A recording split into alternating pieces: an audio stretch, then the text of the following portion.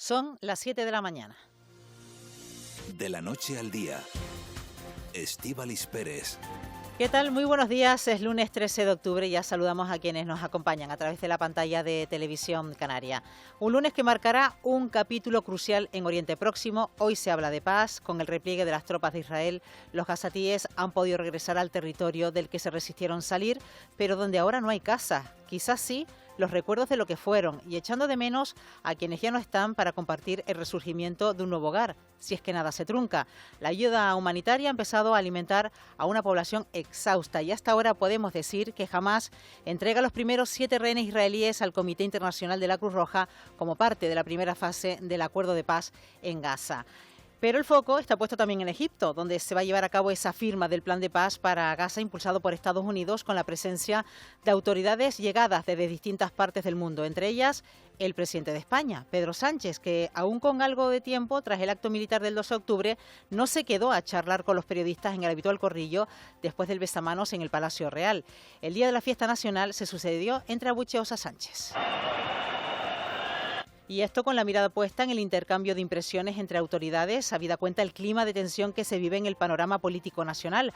Ausencias en el palco de autoridades, la del líder de Vox, Santiago Abascal, pero con presencia desde el público. Un comportamiento sobre el que ha opinado el presidente de los populares, Alberto Núñez Feijóo. Quien no suele venir al acto es Bildu, son los independentistas. Yo vengo a acompañar a los soldados de mi país y al rey. Nos hemos excusado ante el rey y hemos explicado que de ninguna manera podemos fingir normalidad. Entre las ausencias, algunos ministros y presidentes de comunidades autónomas. Allí no estuvo el presidente de Canarias, Fernando Clavijo, que se excusó aludiendo a su participación en la peregrinación de la Virgen de Candelaria desde su basílica, desde la Villa Mariana hasta la Iglesia de la Concepción de Santa Cruz de Tenerife. Con su manto verde transmitió esperanza a todos aquellos fieles que la acompañaron durante todo el recorrido. Tras pasar ya su primera noche en la capital tinerfeña, ayer domingo fueron cientos las personas que se acercaron a rendir culto a la Virgen Morena. Hoy lo vengo a ver en persona, haciendo la cola para verla un poquito más de cerca. No es normal este fluir de gente, estamos muy contentos. Siempre iba yo y mi marido, íbamos los dos, pero ya mi marido falleció, pues aquí estoy. Enseñarles a ellos, esto es como una tradición también, porque yo desde pequeñita también lo he vivido. Que las cosas se vayan arreglando. Salud para todo el mundo. Sobre todo salud. Pues la Virgen Morena que sigue esperando a sus fieles en la parroquia de Nuestra Señora de la Concepción de Santa Cruz de Tenerife. Desde el pasado sábado, recuerden ustedes que se encuentra en este lugar y desde ayer ya hemos visto a muchas personas que se acercan y lo hará durante los próximos días, durante su estancia, como digo, en esta parroquia de la capital tinerfeña. Les invito a que participe con nosotros a través del 616-486-754. Cuéntenos cómo amanece este lunes, cómo comienza la semana, qué temperatura hace en el lugar en el que se encuentra, incluso cómo está el tráfico a esta hora de la mañana. Bueno, de esta manera comenzamos junto a Eva García en la coordinación, Elena Barrios en la producción, en la realización Sergio Montesino y Rubén Rodríguez, en la realización de Televisión Canaria, Gemma Pérez. Es lunes 13 de octubre y así continúa de la noche al día. De la noche al día, Estíbaliz Pérez. Eva García, ¿qué tal? Buenos días. Muy buenos días, Estíbaliz. Vamos con la información. Caja 7 te ofrece los titulares del día.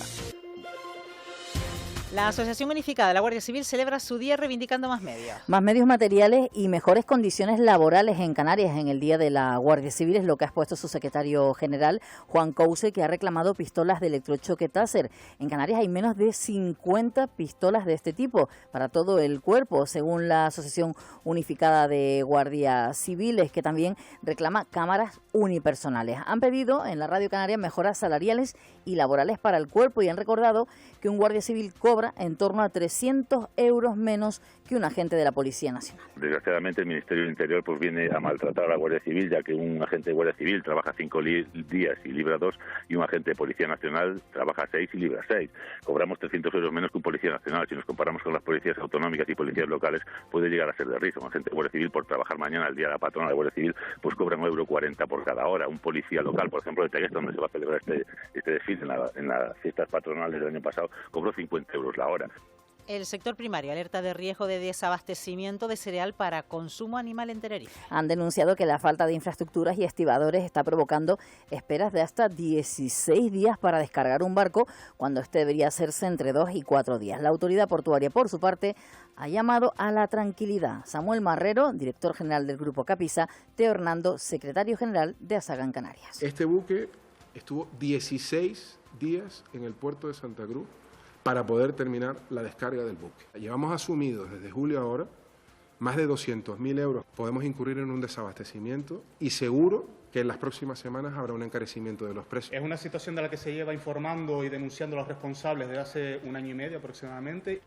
Ha activado el nuevo sistema de control de fronteras. El sistema de entrada y salidas, que reemplazará el sellado de pasaporte y permitirá detectar a las personas que sobrepasen las estancias de corta duración, así como los casos de fraude documental y de identidad. La Unión Europea lo ha activado este domingo. La entrada en funcionamiento en los puestos fronterizos será progresiva. Primero en los aeropuertos, luego en las fronteras terrestres y por último en las marítimas. Durante estos meses este sistema convivirá con el tradicional sellado manual de pasaportes, que desaparecerá una vez el sistema sea plenamente operativo, ya será en abril de 2026. Recordemos que el actual sistema había sido denunciado por administraciones, también por entidades canarias, por la precariedad de medios para atender el tráfico de pasajeros isleños y la llegada de viajeros extranjeros. Protesta con banderas palestinas por la participación de atletas israelíes en la Copa de Europa de Triatlón. Una veintena de personas han exhibido este domingo banderas palestinas como protesta por la participación de 3 deportistas israelíes que han competido en la Copa de Europa de Triatlón, que se disputaba este fin de semana en el recinto portuario de Santa Cruz de Tenerife. La presencia de los 3 deportistas en la prueba provocó incluso que Podemos solicitase al Cabildo de Tenerife y al Ayuntamiento de Santa Cruz que no autorizase la participación. Por otro lado, los equipos de baloncesto, La Laguna Tenerife y el Baxi Manresa, han anunciado, lo han hecho este domingo en un comunicado conjunto, que los partidos de competición europea que tienen que disputar esta semana se van a jugar a puerta cerrada en ambos casos. Y hoy los secretarios generales de Comisiones Obreras y UGT en Canarias presentarán una jornada de lucha en apoyo del pueblo palestino que se va a desarrollar el miércoles 15 de octubre en todos los centros de trabajo públicos y privados de las islas. Denunciado el comisario de Arrecife por dar positivo en un control de alcoholemia. Mientras estaba de servicio, el comisario se sometió a 2 pruebas de alcoholemia que realizaba la policía local de la capital lanzaroteña en la madrugada del sábado. La primera dio una tasa de 0,59 y la segunda, el 0,62 miligramos de alcohol por litro de aire expirado, según ha publicado Periódicos Digitales de Lanzarote. Desde la Jefatura Superior de Policía Canaria se ha informado a la agencia EFE que se tiene conocimiento de estos hechos y que se están analizando las medidas disciplinarias a adoptar. ¿Listo para abrir la puerta a tu nuevo hogar? En Caja 7 queremos ayudar a hacer realidad tu sueño, con una hipoteca que se adapte a lo que necesitas. Comienza simulando tu financiación en cajasiete.com/hipotecas y visita nuestras oficinas para obtener una oferta personalizada sin compromiso. Caja 7, comprometidos con tus proyectos. Y vamos ya con los deportes, porque empate de la Unión Deportiva Las Palmas y el Tenerife regresa con un punto desde Cáceres. Juanjo Toledo, buenos días. Hola, Estíbaliz, buenos días. No fue muy brillante el fin de semana para nuestros principales equipos en el fútbol. Empate sin goles de la Unión Deportiva Las Palmas en Los Cármenes ante el Granada para seguir sumando lejos de casa. A los amarillos, preocupados por la lesión del futbolista uruguayo Jeremías Recoba, les da el punto para vivir entre los mejores de la segunda división y para preparar ahora el partido del próximo domingo en el Gran Canaria ante la Sociedad Deportiva Eibar. En la primera federación, el Club Deportivo Tenerife salió del Príncipe Felipe con un punto sumado ante el Club Polideportivo Casereño, el partido más áspero de los blanquiazules del cuadro que prepara Álvaro Cervera, el primer empate de la temporada sobre un césped, todo hay que decirlo, impracticable. Lo próximo para el conjunto chicharrero será recibir en el Rodríguez López el sábado a Unionistas de Salamanca. En la Liga F perdió el Costa Deje Tenerife en el Heliodoro 0-1 ante las armeras de la Sociedad Deportiva Eibar. Primera derrota del curso del equipo que prepara Eder Maestre. Las tinerfeñas siguen sin sin saber lo que es ganar y marcar en el Rodríguez López. Lo intentarán de nuevo el domingo ante el Badalona. En la segunda federación celebramos la primera victoria lejos de casa de la Vela Chica. Las Palmas Atlético ganó 0-1 en su visita al filial del Elche y sufrió la primera derrota de la temporada el Tenerife B de Masiño, además en casa 0-1 ante el Socuellamos. Del Planeta Básquet destacamos que en la ACB celebramos la espectacular victoria de 32 puntos de La Laguna Tenerife en Andorra ante Morabanc, 64-96. Estrenó la liga en casa el Dreamland Gran Canaria, perdiendo de 9 puntos ante los andaluces de Unicaja. Ahora Canarias y Gran Canaria se preparan para estrenar la BSL, la Basketball Champions League, en casa. Los de Chus Vidorreta mañana ante los israelíes del Herzliya, un partido declarado de alto riesgo y que se va a jugar a puerta cerrada, y los de Jaka Lakovic el miércoles frente al Le Mans francés. Un fin de semana en el que vimos proclamarse campeona del mundo de vela a la Gran Canaria María Cantero junto a la mallorquina Paula Barceló en la modalidad de la serie olímpica que estará en Los Ángeles 49er FX en Cagliari. OUNAT, la mejor alimentación natural para tu perro y tu gato, te ofrece este espacio.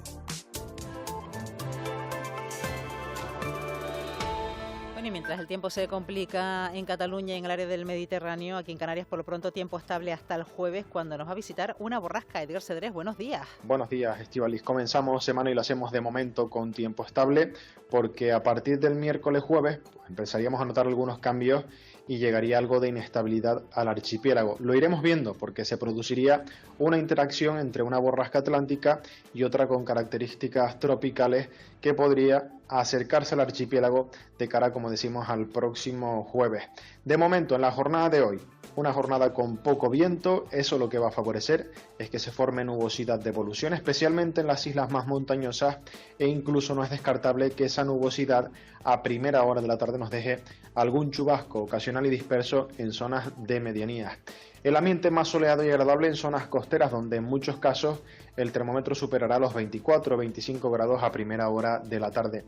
Tenemos poco viento, sopla el alisio entre flojo y moderado en la provincia oriental, es flojo de componente este en las islas más occidentales, y en general también tenemos poco viento en medianías y cumbres. Como consecuencia, en el mar, una situación bastante tranquila, predomina la marejadía en gran parte de las costas, y hoy las olas más grandes por el norte en principio no superarán el metro de altura. Bueno, pues así viene esta jornada de lunes. Gracias, Edgar. Y bueno, por aquí nos apuntan buenos días desde Aría, Lanzarote, 19 grados, en una mañana tranquila, con poca humedad, una ligera brisa. En el cielo apenas se divisan las estrellas. Que tengan un buen inicio de programa y de semana. Bueno, aquí también nosotros lo deseamos. Desde Montaña Alta de Guía, en la isla de Gran Canaria, buenos días. Nos mandan esa fotografía desde el coche, desde la pantalla del coche, y nos marca el termómetro 18 grados y medio. También nos apuntan por aquí desde Granadilla, feliz jornada al mundo, y desde ese museo de historia donde nos escuchan en Granadilla Bona, en el sur de la isla de Tenerife, nos mandan una fotografía de una máquina de coser antigua de la marca Singer. Bueno, pues aquí está también ese recuerdo para nuestro amigo de Granadilla en Tenerife. Y buenos días, feliz semana desde el Madroñal, 17 grados. Nuestras recetas OUNAT os van a encantar. A peludos y felinos porque están buenísimas. Y a ti, porque cuidamos de todos sus ingredientes. Naturales, de proximidad y con carnes frescas. ¿Te cuesta creerlo? Lee nuestra composición y verás que en OUNAT, cuando decimos que somos naturales, lo decimos de verdad. OUNAT, alimentación de verdad para perros y gatos. Bueno, y en este punto de la mañana normalmente llamamos al 112, nos hemos puesto en contacto con la sala operativa. Bueno, en este caso nos informan de que no hay incidencias, por lo tanto, eso nos congratulamos de ello, y que bueno, y que a lo largo de la mañana sea así, que sea tranquila la mañana en la sala del 112. Lo que sí nos vamos a fijar en el tráfico, a ver qué tal se circula a esta hora de la mañana, Eva. Sí, arrancando la semana con circulación lenta entre La Matanza y el aeropuerto. Hablamos de Tenerife, la TF5, la autopista del norte, sobre todo en ese término municipal de Tacoronte. Una vez que pasamos la curva del Sausal y el límite de velocidad, hay circulación muy lenta, todo ello sentido Santa Cruz de Tenerife. En el caso de Gran Canaria, mucho tráfico, circulación lenta en la zona de la Gran Canaria 3, sobre todo en los alisios, algo habitual en esta hora de la mañana, y luego en la Gran Canaria 1, saliendo ya de esa Gran Canaria 3 hasta el Calero, aproximadamente sentido sur, circulación lenta y también circulación lenta sentido Las Palmas, pero en este caso el tramo comprendido entre Las Huesas y aproximadamente la Pardilla, sobre todo a la altura de la Garita, ese enlace con la Gran Canaria 10, hablamos por a la altura del término municipal de Telde, de la Gran Canaria 1. Por cierto, hablando de la Gran Canaria 1, que anoche arrancaron los trabajos de asfaltado, van a ser durante las próximas 12 noches, entre las 11 de la noche y las 6 de la mañana, así que hasta ahora ya tienen que estar recogiendo la maquinaria de ese asfaltado. Va a ser entre vecindario y el aeropuerto, pero bueno, todos los que vayan por la noche o muy tempranito por la mañana, que sepan que entre las 11 y las 6 serán esos cortes de tráfico. Se están asfaltando los 3 carriles y habrá pues alternativas por parte del Cabildo y bueno, toda la señalética, pero que estén atentos durante las próximas semanas. Pues como siempre decimos, mucha precaución y mucha prudencia en la carretera. 7 y 14 minutos. Hoy la Morenita va a seguir siendo noticia porque ya está en la iglesia de la Concepción y serán muchos los que se acerquen. Te cuento un poco cuál es el programa para este día. La primera Eucaristía, según el programa, está establecida bueno, a ver si lo... claro, porque me imagino que habrá misas y lunes 13, lunes 13 de vale. octubre, sí. A las 7:30, Eucaristía. A las 7:30 de la mañana es la primera. 7:30, es decir, en nada, en 10 minutitos aproximadamente, la primera Eucaristía. Luego a las 8:30 laudes, las oraciones, a las 9 otra Eucaristía y de 10 de la mañana a 1 de la tarde también va a tener lugar la visita de los colegios previa inscripción. Así que bueno, serán algunos de los actos que están previstos para esta jornada, en la que seguro que vamos a ver muchísimos fieles. Bueno, lo vamos a contar también aquí en De la Noche al Día. Sí, también estarán muy pendientes nuestros televidentes de la televisión canaria, que también nos están viendo y que además pudieron seguir todo ese recorrido que hizo la Virgen de Candelaria desde su trayecto, desde la Basílica de la Villa Mariana hasta la parroquia de Nuestra Señora de la Concepción de Santa Cruz de Tenerife. Cristian Luis, bueno, nos vemos un ratito, nos vemos por la redacción. Al fin y al cabo el programa va a continuar hasta las 11 de la mañana. Tenemos tiempo, hasta ahora. Hasta ahora, llegamos a las 7:19. De la Noche al Día, Estíbaliz Pérez. Bueno, y entramos ya en materia. En este lunes 13 de octubre ya podemos decir que 3 adolescentes se han convertido en los primeros menores trasladados desde Canarias a otra comunidad autónoma por el procedimiento exprés, ese que implica la contingencia migratoria. Son 2 niños de 16 y 17 años y una niña de 13 que llegaron en septiembre a la Isla del Hierro en un mismo cayuco. Ya algo parece que empieza a caminar en lo que respecta a las comunidades autónomas que deben ser tierra de acogida. Vamos a saludar a esta hora de la mañana, de hecho ya nos escucha Rubén Pérez Correa, que es secretario de Estado de Juventud e Infancia. Señor Pérez Correa, ¿qué tal? Muy buenos días. ¿Qué tal, Estíbaliz? Buenos días. Bueno, aún así, la salida de estos menores no se han dado en esos 15 días que marca la contingencia migratoria. ¿Qué complicaciones se están encontrando? Bueno, es un procedimiento novedoso, ¿no? No solo para los sistemas de protección, tanto el canario como los de acogida, sino desde la propia Fiscalía hasta las delegaciones de gobierno, ¿no? Ha costado engrasarlo y, sobre todo, hemos querido que sea absolutamente garantista, ¿no? Y en esta cuestión la determinación fidedigna de la de los menores pues ha podido retrasar un poco el proceso. Estamos hablando además de un Real Decreto Ley que también contiene otros reales decretos de desarrollo y de capacidad ordinaria de los sistemas. Bueno, yo creo 15 días es un procedimiento muy ajustado, pero obviamente si lo hacemos ya con un recorrido y con una experiencia y con un refuerzo que yo quiero agradecer, que todas y cada una de las administraciones que está trabajando en este procedimiento está reforzando sus efectivos, ¿no? Desde la propia Dirección de Infancia de Canarias hasta más recientemente la propia Fiscalía. Creo que es una buena noticia que podamos por fin ya tener un procedimiento engrasado, que ya podamos depurar algunas cuestiones que necesitábamos aclarar y que ya está funcionando de manera normal y de manera además muy coordinada entre todos los agentes que estamos llamados a participar en este procedimiento. Usted lo ha dicho, ha querido que sea un procedimiento garantista. De hecho, las principales complicaciones han tenido que ver con determinar la edad de esos menores, que ha fallado en otros intentos anteriores para determinar la edad justo al límite, justo de salir, ¿no? Que nos hemos encontrado con menores que justo cuando estaba planteado el día de salida no hemos sabido que eran mayores de edad. Esto no es novedoso, ¿no? Esto es un poco, además, para mí, uno de las cuestiones que explica la necesidad de tener un instrumento como es el propio Real Decreto Ley, ¿no? Y en algún momento lo incidía el ministro Ángel Víctor Torres durante mucho tiempo, ¿no? Este es un procedimiento que viene también para modificar pues ciertos procedimientos que hasta ahora hemos tenido en el sistema de protección y también en estas contingencias migratorias, ¿no? Pero para mí la principal casuística, ¿no? Cuando existe una saturación tan grande en los sistemas de protección, es muy difícil el seguimiento personalizado del menor, ¿no? El proceso en este país, la Ley de Protección Jurídica del Menor, es un proceso muy garantista. Somos uno de los países que tiene un mayor nivel de protección de la infancia, pero obviamente cuando estamos en sistemas de protección absolutamente saturados, cuando incluso aún no tenemos, y esto va a ser un mandato de esta legislatura, pues una determinación de la edad, un procedimiento de determinación de la edad a través de un Real Decreto que ya está en tramitación parlamentaria, pues obviamente los servicios de protección muchas veces tienen esas dificultades, ¿no? Hay una determinación inicial de minoría de edad del menor, pero muchas veces se descubre a lo largo del proceso administrativo que realmente se trata de un adulto, ¿no? Y lo que necesitamos, sobre todo, es determinar eso ya en el sistema de protección, ¿no? Previo incluso a cualquier traslado que se pueda hacer, tanto voluntario o ejecutivo, como en este caso, a través de Real Decreto Ley. ¿Qué necesitamos?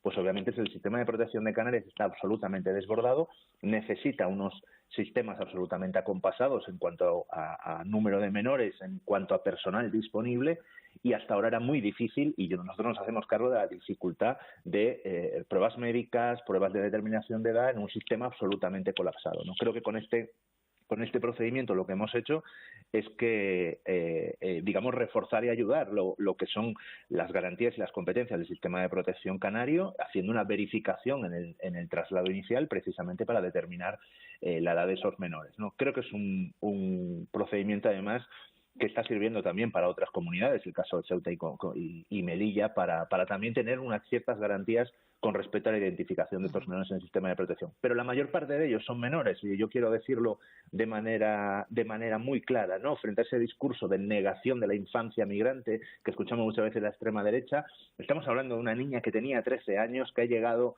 aún hace poco a las islas con una realidad migratoria terrible cuando se trata de una niña, y desde luego no podemos deshumanizar, negar la infancia y negar el hecho objetivo, que la mayor parte de ellos, pese a que en algunos casos sí se van detectando esa mayoría de edad, pues estamos hablando de personas menores. Bueno, me acompaña también aquí conmigo Mayer Trujillo, director de la Radio Canaria. Mayer, buenos días. ¿Qué tal? Buenos días, Estíbaliz. Rubén Pérez, buenos días. Buenos días. ¿Se podrá entonces cumplir con el plazo de 15 días? Sí, sin duda. Yo creo además que ya empezamos a tener, pues como digo, las dotaciones de recursos, que muchas veces es muy difícil cuantificarla en un procedimiento de estas características. El Ministerio de Política Territorial ha mandatado y ha reforzado los servicios administrativos y los servicios logísticos en el conjunto de las delegaciones de gobierno, y creo además que lo están haciendo de manera análoga, pues tanto el Gobierno canario como digo, también Fiscalía. Y creo que el espíritu es cumplir ese mandato. Sabemos que es un tiempo ajustado, siempre lo ha dicho el ministro Ángel Vítor, también se ha referido en ocasiones, ¿no? Que es un procedimiento muy garantista, pero que obviamente tiene unos plazos para evitar que sigan llegando menores saturando el sistema de protección, ¿no? Y yo, sin duda, estos hechos, ¿no? Estos traslados que hemos conseguido hacer en el concurso de la semana pasada, y los que ya empiezan a partir de hoy, van a ser en el horizonte obviamente, de cumplir lo que mandata el artículo 5 del Real Decreto Ley.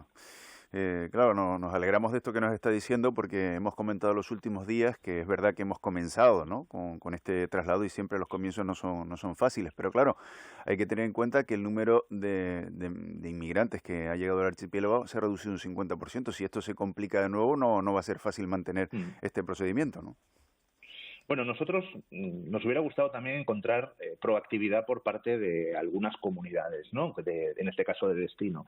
Y evidentemente que se tengan muchísimas discrepancias, y de hecho son trasladadas a procesos judiciales sobre el Real Decreto Ley. Es una ley convalidada en el Congreso de los Diputados que tenemos que cumplir, ¿no? Nos hubiera gustado en algunas ocasiones, en algunos casos, pues no tener que recurrir a que sea Fiscalía la que notifique a la comunidad. Y esto pasa porque, entre otras cosas, se ha decidido hacer de esto una cuestión política. Es una cuestión profundamente de derechos humanos, una cuestión profundamente de defensa de los intereses, en este caso el interés superior del menor y los derechos de la infancia, Y desde luego, pues si solo el gobierno canario y el gobierno de España pues estamos remando y nos encontramos muchas veces palos en las ruedas, ¿no? Como ha acontecido en nuestra conferencia sectorial, en la que ni siquiera han aparecido las comunidades gobernadas por el PP, pues a nosotros obviamente nos va a costar un poco más. Pero se va a cumplir el Real Decreto Ley, vamos a completar los traslados. Se están trasladando ahora con el dato actualizado a prácticamente toda la totalidad de las comunidades autónomas han recibido ya menores,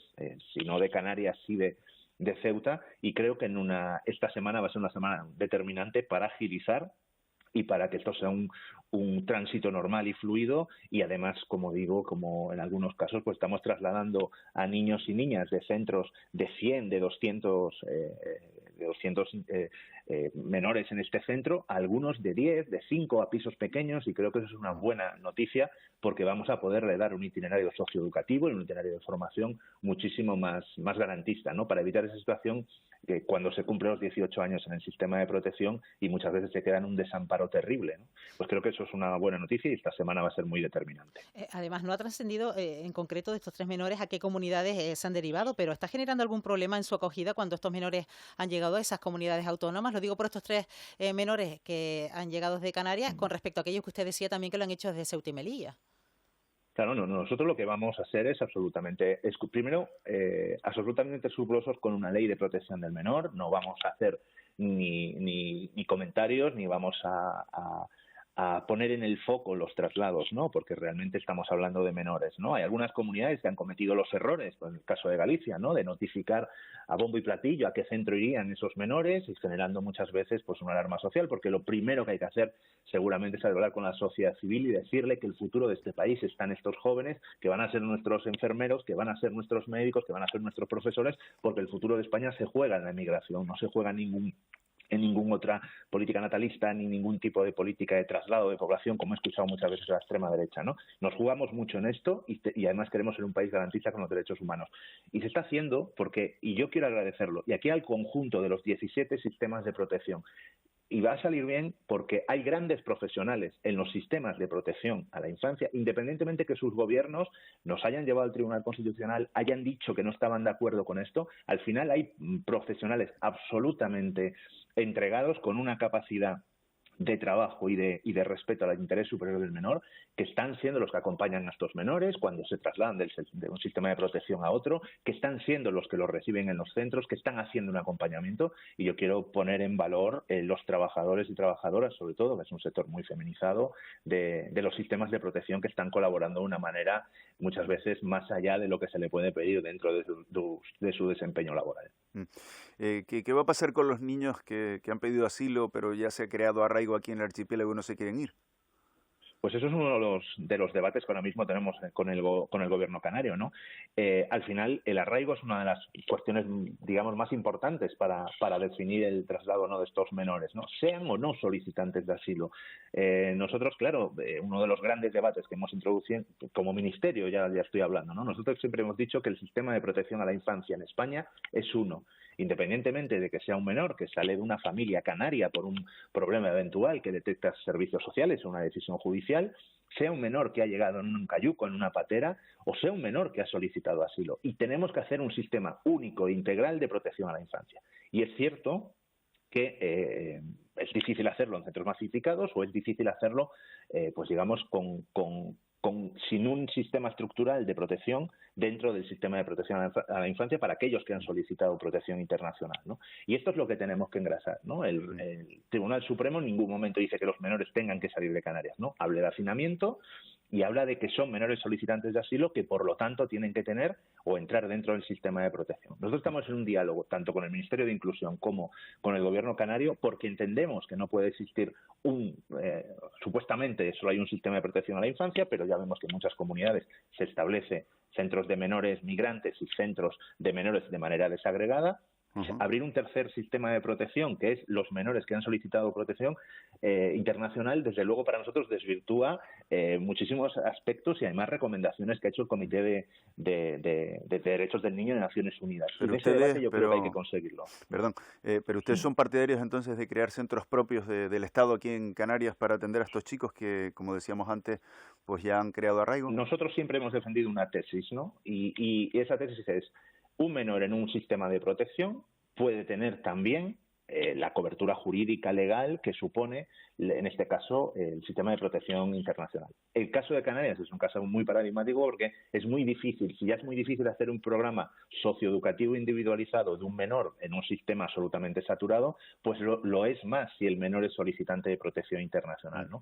En el caso de la protección internacional, un menor que tiene 16 años ya puede estar en un centro de adultos, ¿no? Se establece los 16 años como ese cambio. Esa edad, 16-17, es la edad más habitual que estamos viendo los perfiles de los menores que llegan, ¿no? Yo creo que es perfectamente, ahora mismo necesitamos descongestionar el sistema de protección canario y, obviamente, a través del Ministerio de Inclusión, asumir lo que nos corresponde como Estado con respecto a la protección de la infancia y con solicitud de asilo, pero necesitamos que solo haya un sistema y yo creo que eso es lo que tenemos que trabajar.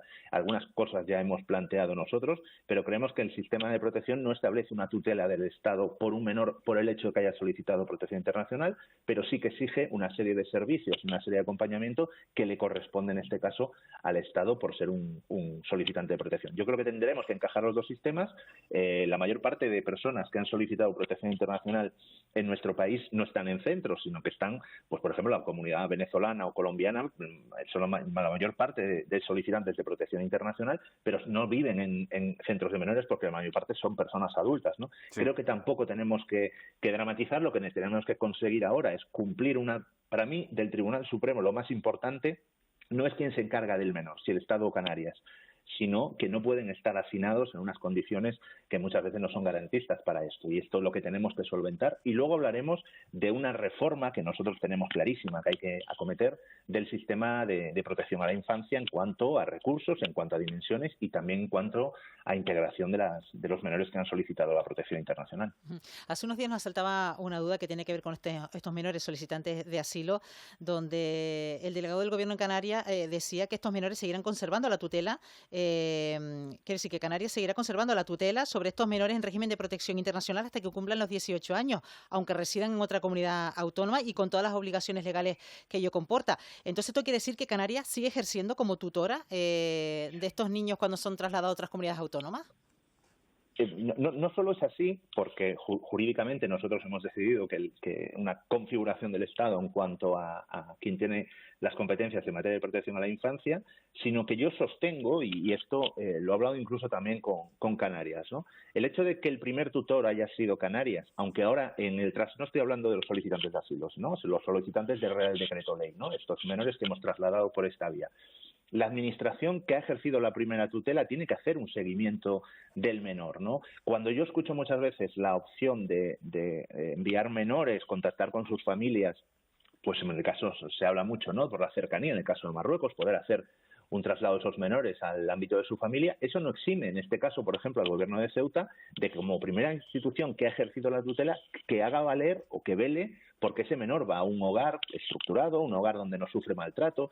Yo creo que es lo mismo aquí, ¿no? Estos menores han llegado a Canarias, la primera administración ha sido Canarias y creo que es bueno que acompañen al menor, incluido cuando la tutela se traslada a otra administración, ¿no? Nosotros en algún momento, cuando llegamos al Ministerio, vimos que una de las opciones podía ser el traslado de esos menores que estaban en Canarias a ONGs y entidades que tienen plazas en el Estado, asumiendo una guardia provisional esas entidades y manteniendo la tutela, en este caso el Gobierno canario, ¿no? Lo planteamos en una conferencia sectorial, el Gobierno canario en principio estaba abierto a explorar esa vía, es un artículo que ya existía en la Ley de Extranjería y fue denegado por las comunidades. Pero muchas veces yo creo que el debate no está en quién ejerce la tutela, ¿no? Sino que la guarda en ese momento con la administración o la entidad con la que está el menor sienta también que tiene una fiscalización y que tiene, digamos, una visión de protección de la infancia, en este caso la administración que ha cedido la tutela, ¿no? Yo creo que es un debate. Pero cuando se trata de aliviar la carga de Canarias, ¿esto no sería también una carga burocrática añadida para Canarias?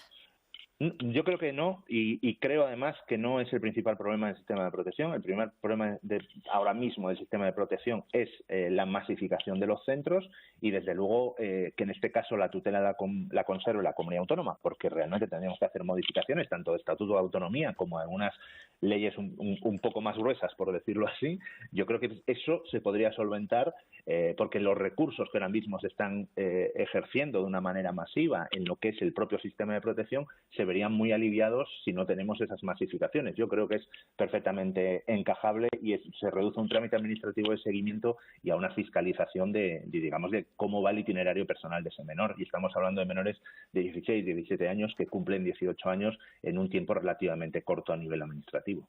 Bueno, que por cierto, también en la próxima comisión sectorial también se va a poner sobre la mesa una nueva propuesta de transferencia de crédito, precisamente para ayudar a estas comunidades autónomas, a Canarias, Baleares, Ceuta y Melilla.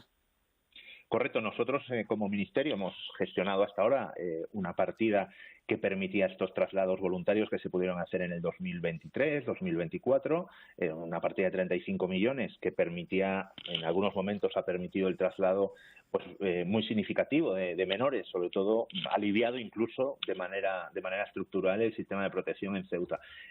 Toda vez que los traslados se están haciendo a través del Real Decreto Ley, hemos entendido que esa partida que se conserva a nivel presupuestario debería ayudar a los sistemas de protección en todas estas gestiones, y se incorpora por primera vez Baleares, que tiene un flujo migratorio cada vez más grande vía Argelia, y creo que es bueno que las comunidades se sientan también arropadas, más allá de que también el Real Decreto Ley consigna 100 millones de euros, pero que se vean arropadas, en este caso por el Gobierno, para ayudar, porque entendemos que es una sobrecarga de recursos y esfuerzo dentro de los sistemas de protección a la infancia. Pues Rubén Pérez Correa, secretario de Estado de Juventud e Infancia, gracias por acompañarnos como siempre aquí en la Radio Pública Canaria. Buenos días. Buenos días, muchas gracias. 7:38.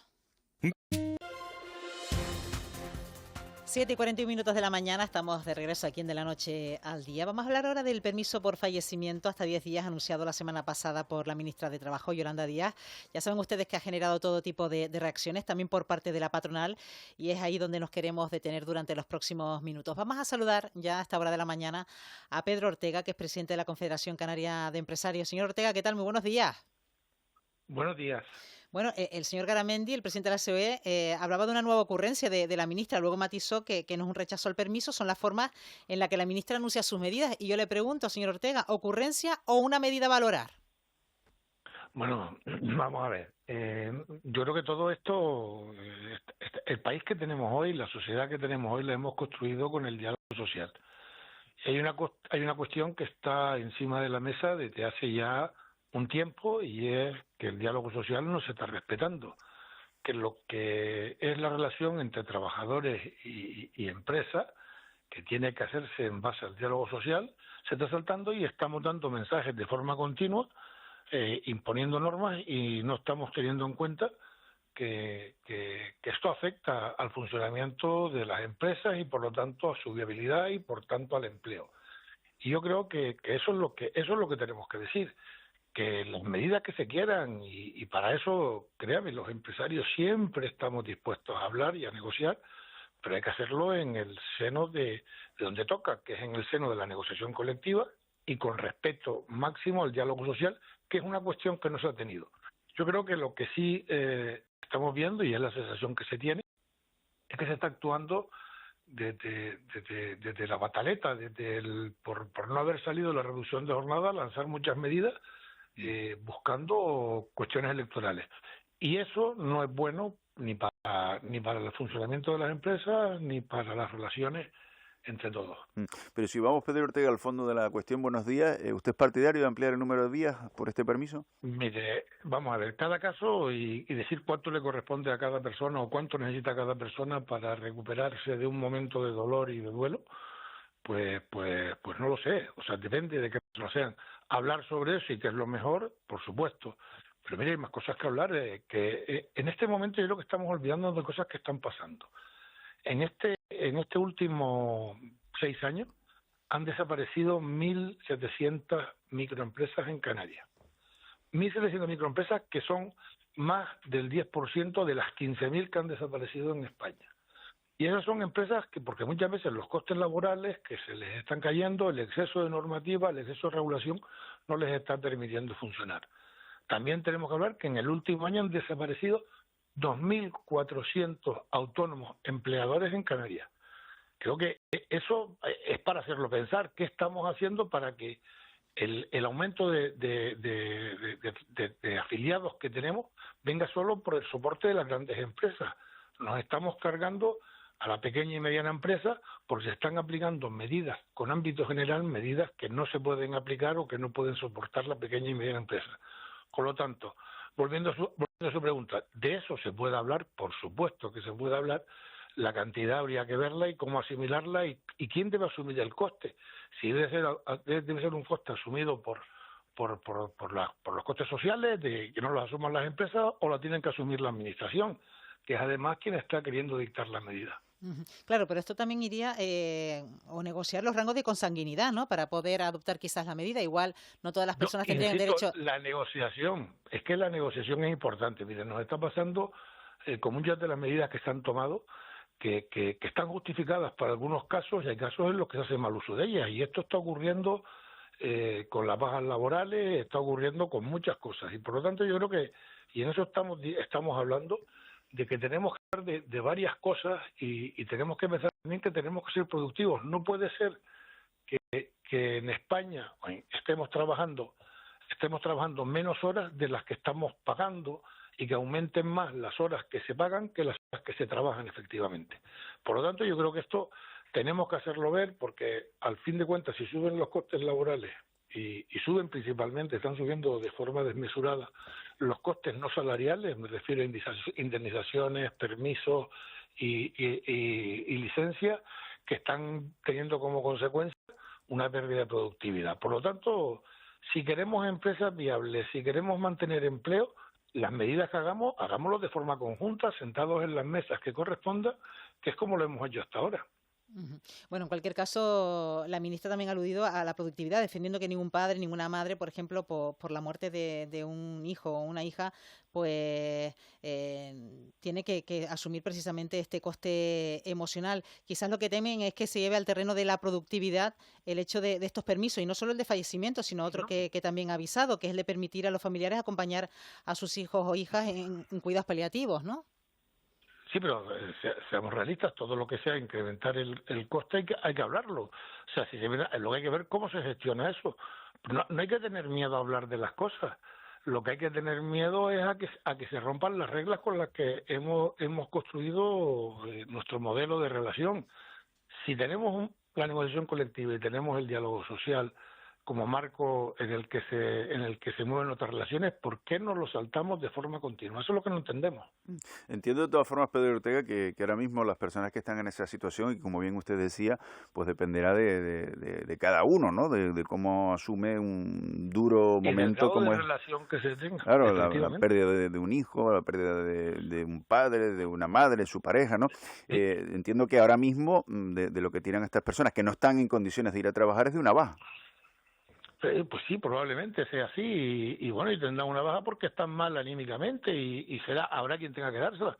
Pero lo que decimos es que eso de forma general, de forma sin regularlo adecuadamente, no se puede lanzar porque genera desconcierto, genera tensión en las relaciones y esto no es bueno. Y de todas formas, en eso sí que creemos, y creo que es lo que estamos viendo, que todo esto tiene un marcado tinte de mensajes de relato electoral. Eso es lo que tenemos claro.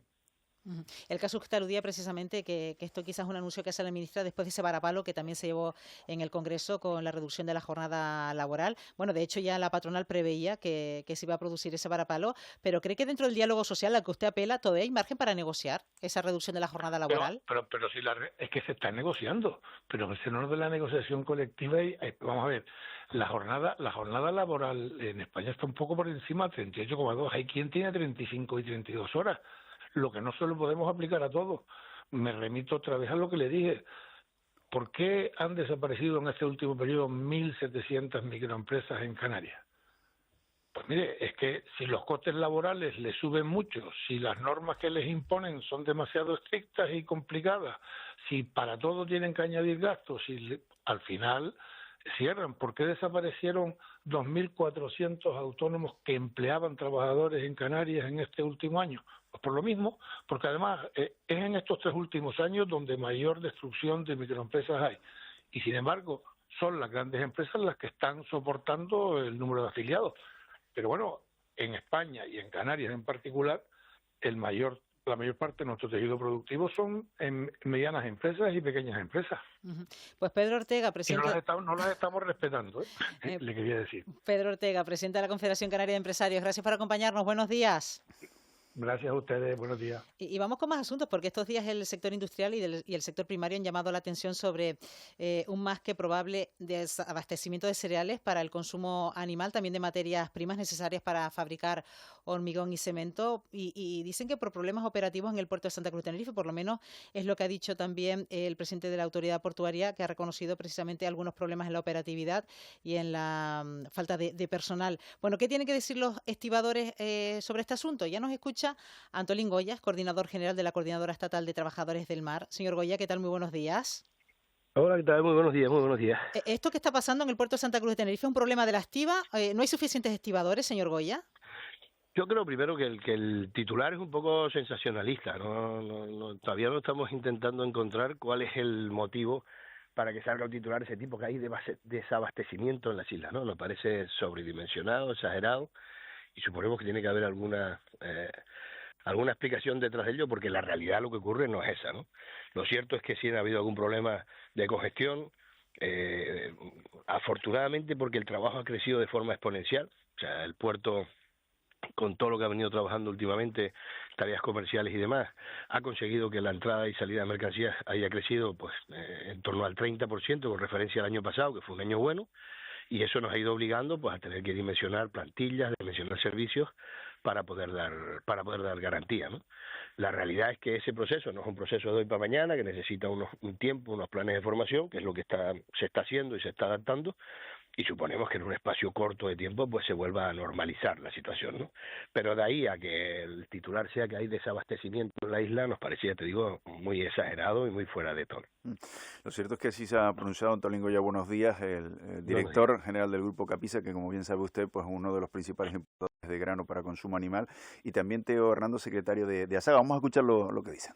Este buque estuvo 16 días en el puerto de Santa Cruz para poder terminar la descarga del buque. Llevamos asumidos desde julio ahora más de 200.000 euros. Podemos incurrir en un desabastecimiento y seguro que en las próximas semanas habrá un encarecimiento de los precios. Es una situación de la que se lleva informando, denunciando a los responsables desde hace un año y medio aproximadamente. 16 días en el puerto, Antolín. Bueno, tienen un caso muy particular, que es el que se usa en este tema. En el caso del barco tuvo un retraso, luego había un problema en la línea de atraque, tuvieron una avería con la maquinaria que los descarga, no sé qué. Es la excepción de las excepciones, ¿no? La realidad es que los barcos se trabajan con normalidad, lo más que le puedes retrasar es una jornada, 2 en todo caso, pero que también el Grupo Capisa, y en este caso los graneleros, tienen un ritmo de descarga excesivamente lento, ¿no? Te pongo un ejemplo. Ahora mismo hay un barco haciendo descarga de graneles en el puerto. Han decidido no trabajar el fin de semana, cuando podíamos haberlo trabajado de forma natural el sábado y el domingo. ¿Quién decide eso, señor Goya? Ellos, los dueños. O sea, el armador y el dueño de la mercancía. Entonces, el personal estaba disponible para trabajar, pero no han querido hacerlo. O sea, lo dejan para el lunes puede ser que haya congestión, afortunadamente hoy se ha podido trabajar sin ningún problema, pero son decisiones que van tomando, igual que no se trabaja en la nocturnidad, porque también deciden solamente hacerlo en un horario diurno, ¿no? Porque cuesta más caro, Antolín, nosotros ¿no? tenemos... Sí, pero costará bastante menos que eso que ha dicho el señor Samuel, ¿no? Yeah. Digo yo, quiero decir, la mano de obra está disponible para trabajar en la medida de que hay demandas en el puerto. Piensa que nosotros somos un servicio público, hay otros clientes que también demandan el servicio, la autoridad portuaria tiene que regular ese sistema, hay pasajes, hay mercancías perecederas, hay un montón de cargas que también necesitan ser atendidas, ¿no? Si se dan situaciones de ese tipo, tú sabes que perecedero no lo puedes dejar atrás, no puedes dejar pasajes, eso hay que hacerlo, ¿no? Y con eso pues se va intentando gestionar el día a día para poder repartir la mano de obra. ¿Y cuántos compañeros hacen falta, Antolín, para que esto fluya y no tengamos estos problemas? Nosotros estaremos con los números que estamos haciendo ahora, que ya te digo que es un año espectacularmente bueno. Piensa que tenemos un 30% de crecimiento sobre un año que ya fue bueno el anterior, ¿no? O sea, era muy improbable y muy difícil de calcular que eso ocurriera, ¿no? Pero nosotros terminaremos el año en torno a 200 estibadores, lo que habrá supuesto más de un 1/3% de crecimiento de la plantilla. Además, se están resolviendo, señor Goya, jubilaciones. Entiendo que esto también es otro problema añadido. ¿Cuántas jubilaciones hay previstas para este año? Sí, pero piensa que este año solamente se han jubilado 4 personas. Todo lo que hemos hecho es ampliar plantillas. Lo que pasa es que necesita un proceso de formación que es un poco largo, porque la norma lo exige así y porque además por seguridad no podemos mandar a alguien a trabajar a un servicio de manipulación de mercancías sin la formación necesaria, y necesitamos ahí un periodo entre 4 y 8 meses para que las nuevas incorporaciones puedan estar en condiciones de poder dar ese servicio, ¿no? Eso se viene haciendo de forma regular desde primeros de año, y ya te digo, yo pienso que está calculado para que sea así. El Consejo de Administración del Centro Portuario ha tomado las decisiones oportunas para que terminemos el año en torno a los 200 estibadores, que sería la plantilla óptima para el nivel de empleo que en este momento estamos teniendo. ¿Y qué ha pasado? ¿Que nos ha pillado el toro porque no esperábamos ese crecimiento del 30%, Antolín? Evidentemente, porque todos esos clientes que vienen no te avisan con antelación. Esa es la realidad. Cada uno está con su actividad comercial, hay proyectos que fraguan, otros que no, y entonces pues necesitas el tiempo para poder adaptarte, ¿no? Cuando aparecen, pues tienes que adaptarte a la situación y mejorar el servicio. Claro. La Que esto es delicado, ¿no? Porque entiendo que, claro, si aumenta el 30% es porque hay empresas que apuestan por el puerto de Santa Cruz de Tenerife, pero si después se encuentran con que hay retrasos, pues no es buena noticia esta, ¿no? Trasladamos una imagen que no es buena, ¿no? Claro, pero al mismo tiempo esas empresas apuestan por aquí porque tienen un servicio de calidad, tienen un servicio de garantía, tienen un servicio en el que vienen y se sienten el compromiso del puerto y sienten la calidad del servicio que se les da. Y para eso, pues se necesitan estos planes de formación. Esa es la realidad. Entonces, ciertamente, pues vamos a toda máquina, yo te diría, en ese plan de formación. Ciertamente tenemos unos meses complicados que tampoco yo creo que vayan a ir más allá de 2-3 meses más, y a partir de ahí pues la situación se regula como cualquier otra. Otra cosa es que luego cada cliente quiera ser el prioritario, el que primero que se la atienda, el que no tenga ninguna dificultad, el que no sé qué, pero yo creo que como servicio público que somos, pues también tenemos que saber gestionar esa situación. ¿Y qué suministros son los que se están viendo ahora más afectados? Hablábamos del grano para consumo animal, hablábamos también de hormigón y cemento, de otras materias para la construcción, y ¿alguno más? Yo creo que esos suministros no se están viendo más afectados que lo que se pueda estar viendo, por ejemplo, la entrada y salida de contenedores, ¿no? Es verdad que en la parte granelera pura y dura, pues cada uno ve lo suyo, ¿no? Entonces tú ves ese tema de grano, consumo animal, el clinker y poco más que pueda haber en ese sentido, pero también te estoy diciendo, hay muchos barcos de contenedores que entran y salen al día, muchos barcos de rodante que entran y salen al día, y que alguno también pues tiene que hacer alguna espera porque hay que gestionar el puerto, porque no hay línea de atraque, porque no hay mano de obra, ¿no? Pero ya te digo que eso, se están tomando las medidas correctoras, se han acordado los consejos de administración, se están regulando las plantillas y está todo planificado para que en un espacio corto de tiempo pueda tener una solución lógica. Bueno, de hecho, estos días cuando conocíamos la noticia también se planteó derivar todo el tráfico a Gran Canaria y de ahí hacerlo llegar a Tenerife. ¿Esto sería factible? Porque hablamos precisamente de una mercancía que tendría que hacerla llegar a Tenerife a través de líneas regulares. Tengo problemas con el sonido, Estíbaliz, no termino de entender definitivamente. Sí, vamos a ver, que también se ha puesto sobre la mesa estos días, cuando hemos conocido la noticia, el hecho de derivar el tráfico también a Gran Canaria y desde ahí hacer llegar esta mercancía a Tenerife. ¿Sería factible? Bueno, eso es una posibilidad. Gran Canaria también tiene congestión, ¿eh? Gran Canaria también tiene un plan ahora mismo de crecimiento importante. MSC está metiendo allí un nivel de aumento exponencial, como muy parecido a lo de Tenerife. Ellos también están incorporando mucho personal, lo que pasa es que está más dedicado al contenedor puro y duro, y también están teniendo alguna tensión, también están teniendo algún problema, ¿no? Es posible que este verano haya sido un poquito más complicado allí que aquí, que en Las Palmas, pero esa situación también se les está dando, ¿no? Porque el crecimiento es de toda la zona geográfica, no solo de Tenerife, ¿no? ¿Se puede dar una situación de ese tipo? Supongo que sí. Supongo que los costes tampoco son lógicos como para poder hacer eso, ¿no? Nosotros hemos planteado, el otro día yo estuve reunido con Capisa, y le hemos planteado que también hay falta a veces un poco de planificación, ¿no? No es lo mismo que el barco entre primero a Tenerife o que entre primero a Las Palmas, sabiendo cuál es el nivel de congestión que tiene el puerto en ese determinado momento, ¿no? Si esta semana la situación es aquí muy compleja y el barco tiene que tocar los dos puertos, lo ideal sería que fuera primero Las Palmas y que luego viniera aquí, o al contrario, si en esta semana tuviéramos menos congestión. Antolín, una preguntita rápida. Un poquito de planificación. Una preguntita rápida, porque estamos sobre el tiempo. En números redondos, ¿cuántos estibadores necesitamos más? Nosotros ya nos queda, hoy está incorporándose un tercer ingreso, hemos tenido Sí. uno de 15, uno de 18, este es el tercero de 18 y supongo que antes de final de año estaremos también en torno a 20 ingresos más, con lo que ya estaríamos en esa plantilla 40 en torno más. a los 200 que... no, 20 más a final de año, ya los Sí. de hoy están incorporados. Por eso, que necesitamos 40 más, digamos, para resolver esta situación. Exacto. Muy 40 bien. más los otros 40 que hemos metido, vamos a estar con 70 y tantos nuevos este año, solamente en un año de incorporación. Pues Antolín Goya, como siempre, gracias, buenos días. Venga, ustedes, muy buenos días. Llegamos a las 8 de la mañana, también damos paso a nuestras compañeras de Buenos Días Canarias, en la pantalla de Televisión Canaria. Pilar Rumeu, ¿qué tal? Buenos días.